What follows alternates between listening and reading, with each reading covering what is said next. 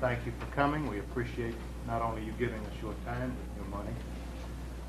I'm going to turn the program over to Dick Backert. Dick's going to introduce our first speaker, Reverend Opitz, and we seem to have a few people that are still outside, so I'm going to take care of them. I'm glad you all came today. The weather is competing with us in a meaningful way. I'm afraid that maybe about half the folks destined here today just kept going north to Lake Lanier. I hope they enjoy themselves as much as we're going to enjoy ourselves today. Let me welcome you to the first of what we hope will be a series of Atlanta seminars featuring speakers from the Foundation for Economic Education. Most of you in this room are familiar with the activities of Fee. I'm not going to go into the history of Fee or the principles behind which or under which Fee was formed. You're probably familiar with most of those. If you're not familiar with those principles by the time you leave here today, you obviously were sleeping because you're going to get some heavy doses. You're going to be saturated with free market economic principles. I first met Bob Anderson and Ed Opitz in January at a seminar in South Carolina. And I was struck and impressed by the fact that these men not only write about free market economic principles, but they stand up and speak about them very eloquently as well. Let me tell you a little bit about why we're here today. I fancy myself as a lover of free market and free market principles, but I had a conversation several weeks ago with a fellow who's made a lot of money in the multi-level marketing business, which I guess is the quintessential, or one of the quintessential marketing or free market manifestations. We were discussing television evangelists, and I have some problems with some television evangelists, and it's primarily on theological grounds. It is not necessarily on the free market principles, but what this fellow told me was interesting and perhaps a little insightful. He said that he had heard that this particular individual we were discussing had spent $17,000 on a desk for his wife's office. And he resented that inasmuch as these little old ladies were sending in their hard-earned or hard-won pension dollars every week to this guy, and that they should do something about that. Well, it goes without saying that the they to whom he referred was the government. I have problems with that. No one forced that little old lady to send that buck into that fella. And if the free market is allowed to operate as it should, the word will get back to her that he spent 17 grand on a desk for his wife's office. And if she doesn't consider that good stewardship, she'll stop sending those bucks in. And the free market will soon correct that situation. But the reason I told you that little story is because each of us, no matter how devoted we are to free market economics, we all harbor somehow vestiges of that kind of collectivist, statist mentality. That's why we're here today, to try to sweep away some of these and to try to understand why the free market is the only system under which free men may live. So I'm going to briefly make a few comments about Ed Opitz. I like what Ed said in the recent issue of the Free Man. He defined the status quo as the mess we are in. And indeed we are in a mess, but hopefully when we leave here this afternoon we will be able to carry out the message that will save us, or at least to some extent help to save us from this mess.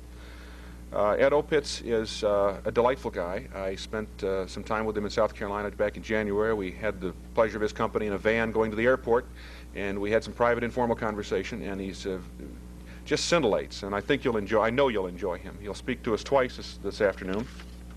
Ed's first topic is the role of government in a society of free people. And so without further ado, I'm going to introduce the Reverend Edmund Opitz. Thank you, Dick.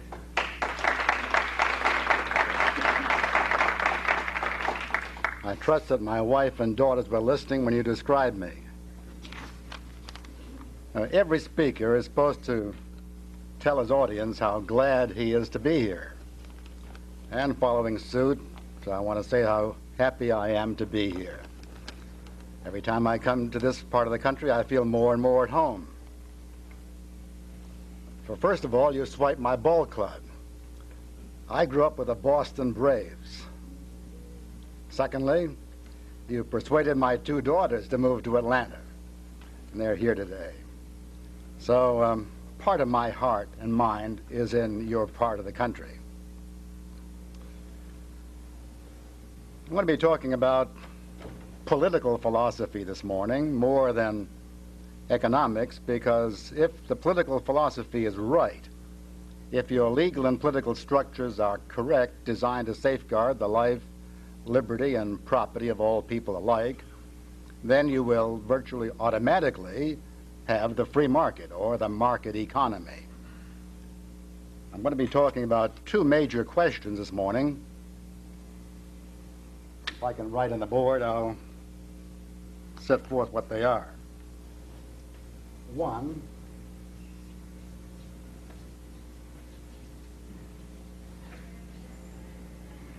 scope of government.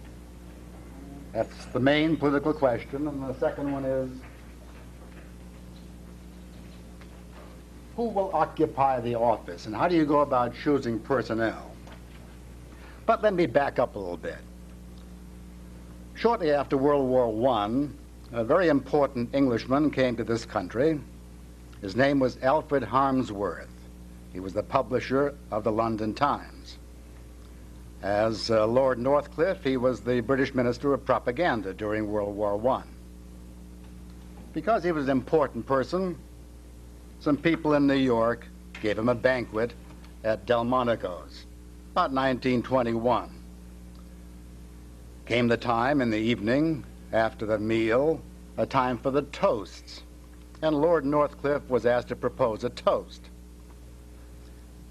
Now, in New York in 1921, it was not possible to legally obtain the beverage that Northcliffe would customarily use in London when proposing a toast, so Lord Northcliffe dutifully raised his glass of water. And he said, "Here's to America, where you do as you please, and if you don't, they make you." Well, here in this land of the free and home of the brave, we as voters had, by constitutional processes, that is by majority vote, inserted into the Constitution a law prohibiting certain practices which we as consumers had been enjoying. It was the 18th Amendment. The 18th Amendment was put there by the processes of majoritarian voting.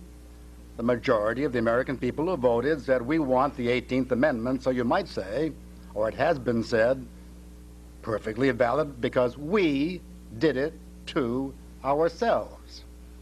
But I'd point out that the we who did it were not the ourselves to whom it was done. Active voice and passive voice.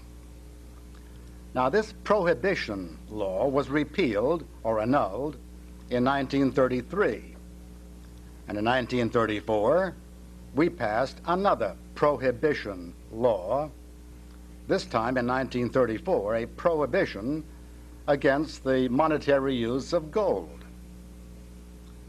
Under the earlier dispensation, you could have walked down the streets of Sewanee or Atlanta or Irvington, New York, with your pocket full of gold coins, but if you were caught carrying a flask of whiskey, you would be tossed into the local clink, or you'd be in violation of the law.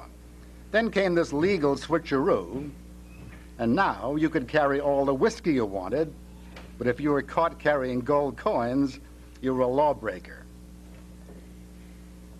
You know, at the present time, scientists are exploring outer space.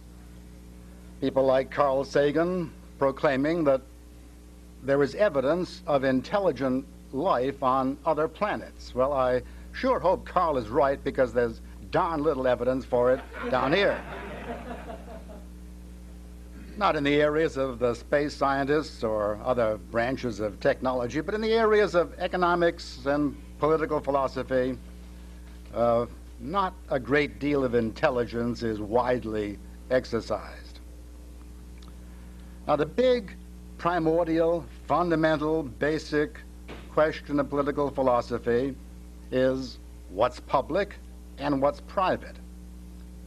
What belongs within the sphere of the law or government, and what is the area of life where you may act on your own initiative, on your own steam.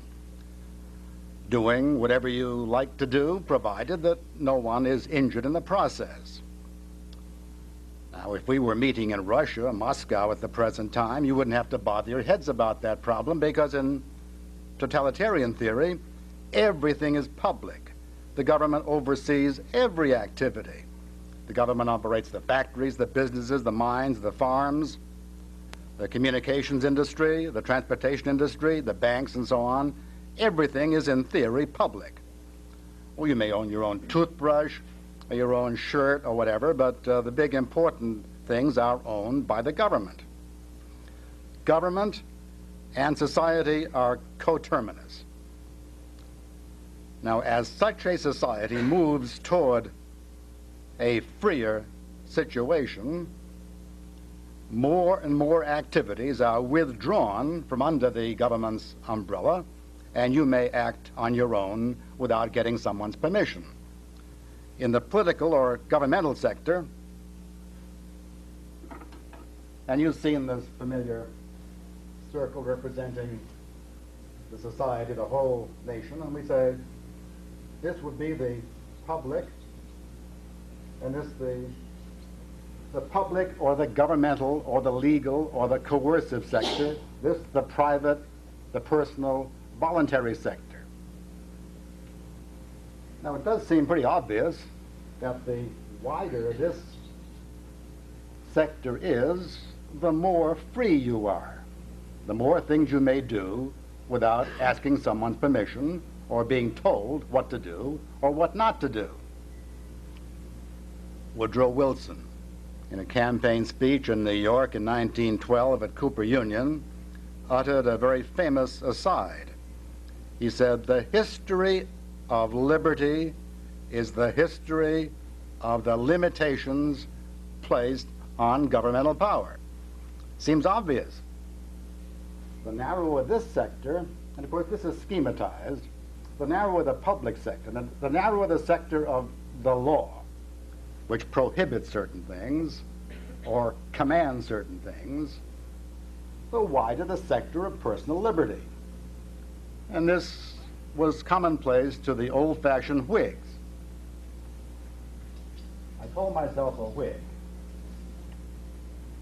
as did Edmund Burke, Adam Smith, Madison, Jefferson.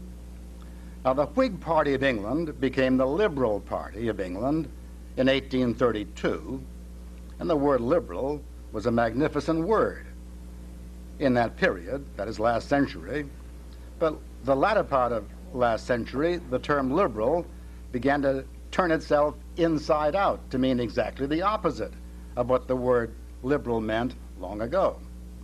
So, taking a cue from F.A. Hayek, who, when someone said to him, "What do you call yourself?" said, "Call me an old-fashioned Whig with emphasis on the old-fashioned."